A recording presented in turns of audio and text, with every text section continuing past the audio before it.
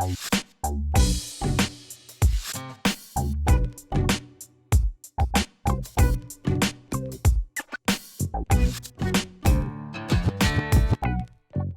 look, Slauson and Crenshaw.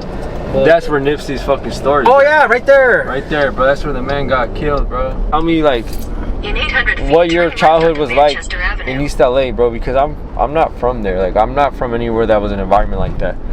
Cause you grew up in a tough time, bro. Yeah, in the 80s. Because like this how is the many thing. friends I lost. Shit, whatever comes to mind, bro. We all got a story to tell, bro, and like everybody likes a story that somebody tells. Somebody can inspire somebody, and like I think your thing is inspirational that you are able to come out of that area and become who you are now, like a teacher giving back. Well, you know what? Speaking of that, going to school saved my life. We had conflict, neighborhood conflict with Hangout Boys. Yeah. And we were Simmons boys, but we only took care of 3 blocks, something like that. Yeah. We were under the umbrella of the big gang in the neighborhood, which East LA 13.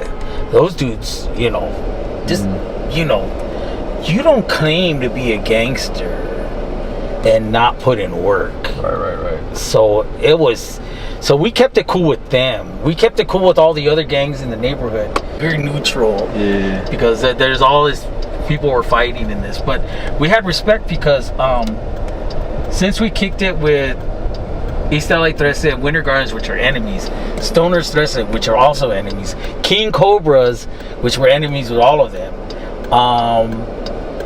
and then our own neighborhood. They were cool with us because, you know, we were cool with everybody.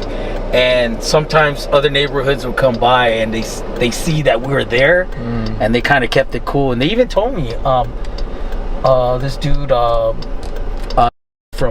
Stoners, he says, well, one time he drove by, he says, we were gonna, because they had an enemy there, and we were gonna go after them, but we saw that you guys were there, so you know, we're cool with you guys. Well, try jumping like my brother and different guys in the neighborhood, you know, catch them alone at the bus stop or whatever. And they had this guy who drove around with the main guy, and no, the main guy, and then the other guy's, and he always carried around a gun. So we all knew we didn't like each other, so it was on. Like, if we saw each other, you know, it was just gonna happen. And but I went to school at ELAC. I was there from 8 in the morning, roughly till about 4 or 5 in the afternoon. Yeah. I go to my classes, and then I worked on campus at the chemistry lab. And then after I got out of work, I went to football practice. I played 2 years at ELAC. So then I'd come home for like an hour or two, and then I go work at UPS, and then come home like at midnight or something like that. So there's this one dude in our neighborhood we used to call Stranger, because he was like, he just crossed the border, like a new immigrant. He was just out of the ordinary. Yeah, and his hair and his clothes, he didn't look like he belonged with us. But he keep an eye in the neighborhood for Take us. the next left onto East Kelso Street, then turn right onto Myrtle Avenue. And then so I'm the one that gave him his date. And I said, hey bro, you know, you're cool. He didn't know English, but he understood it. Right onto Myrtle Avenue. And I didn't know Spanish, but we communicated. And I said, you know what? You're all right. You know, I like hanging out with you. You know, you're more like a stranger than a friend. And then it kind of just stuck. So, like 35, 40 years later, we still call him Stranger. So Stranger was out there watching, and pulled up, and we're waiting in front of my house.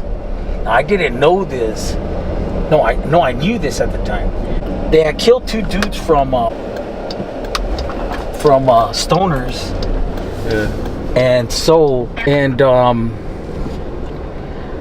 and they were waiting in front of my house, and had a gun. And they were waiting for me, and they waited about an hour or so. and then they took off. Because you didn't come in time. Yeah, because I was busy because I was at school all the time. Shit, bro. So I always look back at that and I'm like, school literally saved my life by just being busy and shit, bro. and stuff like that. I didn't know. I thought you were still in high school when this started, because you said it before. I thought you were still in high school, but you're in college by this. Like, you were already like out, checked out, huh? Yeah. Well, when I got out of high school, I was angry. I was the guy that says, "All right, you're gonna get to my homies, you gotta get through me," which is a stupid thing to do. But it's bred in you, though. How you grow up, and you got someone's back, someone's got yours. That's the only way you're gonna survive. It's the code. It's the code. It's a code of the streets. You keep it real with your people, they will have your back, and that's all you know. But we always had. There's one dude. He always started fights with other people, and you had to have his back because he's like, oh, that motherfucker yeah, up again, so like, I gotta have your back. But it's like, fool, like, understand that you can't be doing that shit, but I got your back.